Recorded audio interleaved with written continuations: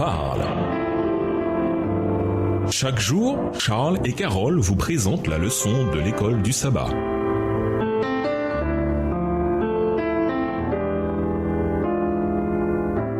Bienvenue à votre émission Dieu nous parle. Nous voilà à la leçon de vendredi. Pour aller plus loin, l'étude de dimanche abordait la persécution des chrétiens. Voici un plus long extrait de cette fameuse lettre écrite à l'empereur à propos des souffrances endurées par les chrétiens en ces premiers siècles. Voici la règle que j'ai suivie envers ceux qui m'étaient déférés comme chrétiens.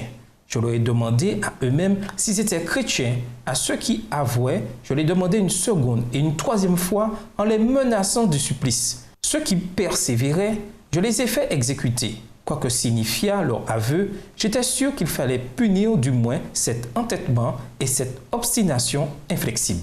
Ceux qui niaient être chrétiens ou l'avoir été, s'ils invoquaient les dieux selon la formule que je leur dictais et sacrifiaient par l'encens et le vin devant ton image que j'avais fait apporter à cette intention avec les statues des divinités, si en outre ils blasphémaient le Christ, toute chose qu'il est, dit-on, impossible d'obtenir de ceux qui sont vraiment chrétiens, j'ai pensé qu'il fallait les relâcher. D'autres dont le nom avait été donné par un dénonciateur dirent qu'ils étaient chrétiens, puis prétendirent qu'ils ne l'étaient pas, qu'ils l'avaient été à la vérité, mais avaient cessé de l'être, les uns depuis 3 ans, d'autres depuis plus d'années encore, quelques-uns même depuis 20 ans.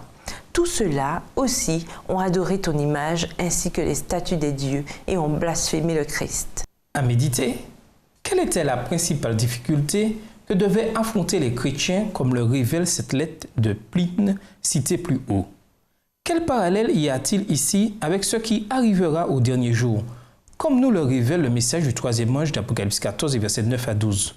Qu'est-ce que cela nous indique sur certaines des questions sous-jacentes du grand conflit lui-même? Ceux qui honoreront la loi de Dieu seront accusés d'attirer les jugements divins sur le monde. Ils seront considérés comme étant la cause des terribles convulsions de la nature, des conflits et massacres qui surviendront parmi les hommes et qui remplissent la terre de malheur. La puissance qui accompagnait le dernier avertissement aura rendu les méchants enragés. Leur colère s'allumera contre tous ceux qui ont accepté ce message, et Satan portera à un degré encore plus grand l'esprit de haine et de persécution. Nous ne savons pas quand tout cela arrivera, mais comment être prêt à affronter l'opposition pour notre foi, quelle que soit la forme qu'elle prendra? Quelle est la clé pour être prêt? Pour conclure, les membres de l'Église chrétienne primitive faisaient face à un dilemme de taille: suivre Jésus ou se conformer aux exigences du gouvernement romain. Pour ceux qui croyaient en Jésus, cependant, ceci n'était pas même un choix. Ne pas croire en Jésus ou ne pas marcher sur ses pas aurait été bien pire que la persécution romaine. Combien d'entre nous ont été menacés d'une véritable persécution au cours de leur vie? On peut facilement se la couler douce dans sa marche chrétienne et la vivre sans la passion et la persévérance de l'Église primitive. Cependant, nous ne devrions jamais prendre pour acquis que vivre et souffrir pour Jésus est un privilège. Au revoir. Et à demain si je veux.